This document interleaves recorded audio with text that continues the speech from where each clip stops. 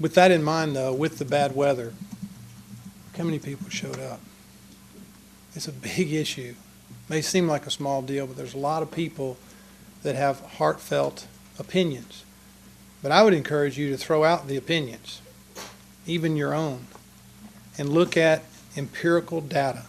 That's why I tried to send you all this information and not blast you with it in a council meeting, but to give you an opportunity to review empirical data, unbiased. This Memphis Shelby Crime Commission report was as unbiased as it could be. The city was investigating whether or not a juvenile curfew would be effective. And they did analysis, and it's very thorough. And they came to the conclusion they don't work. I only mentioned larger cities. Obviously, they're not the same dynamic as Bedford. But that being the case, why does Bedford need this addendum? Even Chief Flory told me, we were talking out there in the hall, this didn't change anything. They already had the authority. It changed one little thing. Instead of 10 times taking a child, they can write them one citation. But one point he did have to concede is that the state legislature passed a bill, 2237 and 776, but 2237, okay, the intent of that legislation was to not criminalize a student, or a truant, a truant, okay? Now, he's unsure of that. I have not talked to the person who authored it, but I think that's something we should all do, is talk to who authored that bill, because if that is true, that that was the intent of that legislation, this ordinance is in violation of that. So that's research we need to do. Some things I'd like for y'all to think about is, anybody ever thought about, not that I think it's a homeschool issue, but money is brought up. I pay taxes. 60% go to education. I don't use those resources. Has there been any respect given to the homeschool community, who in my opinion have been, well, I don't want to say brutalized, but we've been treated like we're some weird group out here that has strange ideas, and that's the only reason we're doing this, because this is what we do. I have better things to do. Not better, I'm sorry, I apologize for that. I have things just like y'all. I run a business. You know, I'm a division manager of 3 divisions, one in Houston, one in San Antonio, one here. I mean, I have a lot to do too. But this issue affects me and my children. And I pay taxes that I don't use the resources for.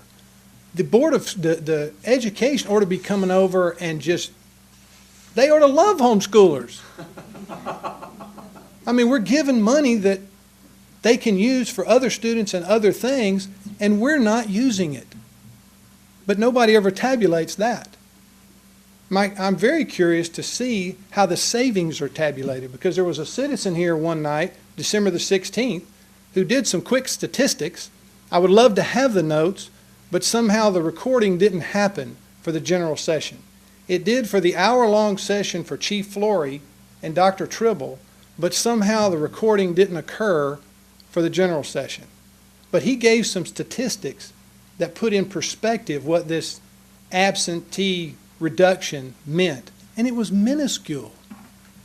And so the point being made is that y'all, this addendum, and I don't think it's y'all's addendum, I think people are doing what Dallas does. That's where most of the verbiage comes from, and I think they're going by the Fifth Circuit Court has ruled, and that's it. Well, that's not it. It hasn't had a Supreme Court ruling yet, and the Harvard Law Review I gave you shows that circuit courts all over do not agree. They do not agree. You asked why we started here. I believe Bedford is a city of influence. I think the geographical placement of Bedford shows it's influential. But there is something else strange about Bedford. I've lived in Colleyville, I've lived out in Decatur, and I've lived in Bedford. There is something unique about the atmosphere in Bedford. It's not a main street. Where is it? It's not downtown. Where is it? I really can't identify it, but it is unique. And I do think you have a unique opportunity to not draw a line in the sand. Okay? We don't want to be bullied. Y'all don't want to be bullied. And if I've said anything that was taken that way, I apologize. I am passionate about this issue. And in that passion, we can all be a little forceful. But you are our representatives. And we're asking you to work with us. That this addendum, if this is a representation on a night like this, can you imagine if it's a sunny, warm night, what the turnout would be? Think about the statistics of that.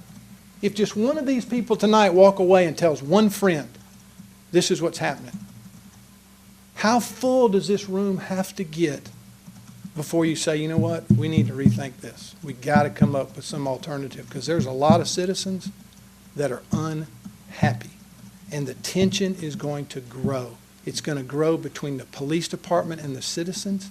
It's going to grow between the citizens and you. You don't want that. I don't want that. Let's show some commitment to one another to at least say, okay, look, we'll take it off the books. Because the police already have the authority. They've all said that. Doesn't change anything. So by taking it off, you're not losing anything. To give us time to sit down and say, there's an alternative. Here it is. I believe direct interaction with the truants, because you know who they are. If it's not a juvenile crime issue and it's just truancy, it makes it even more prevalent. You know exactly who they are. The school system is identifying who is absent. Send a police officer to their door. Don't have a police officer stop my child who is not doing anything wrong and who will feel threatened. Even though the officer may ascertain that, okay, they're a homeschooler, they're okay, and lets them go, they still will leave, I guarantee you, upset and in tears. And I'm going to get a phone call then. I don't want that. I don't want my children to be against the police. And I tell them every day, they're not going to, if one stops you, they will talk to you, they will be considerate to you, and they will probably call me to verify who you are and what your story is. So in that respect, police are not your enemy. They're your friend. I respect police. I have friends who are police. Just had a great conversation with Chief Flory about this. And we disagree fundamentally on this. But that's the beauty of the politics of this country. We can disagree. And what the citizens are trying to tell you in every way, passionate, some mad, some not so mad, but telling you, we don't like this ordinance. Please work with us and not rewrite it, restructure the whole thing and go at it from another angle. Thank y'all for taking the time this evening, and drive carefully.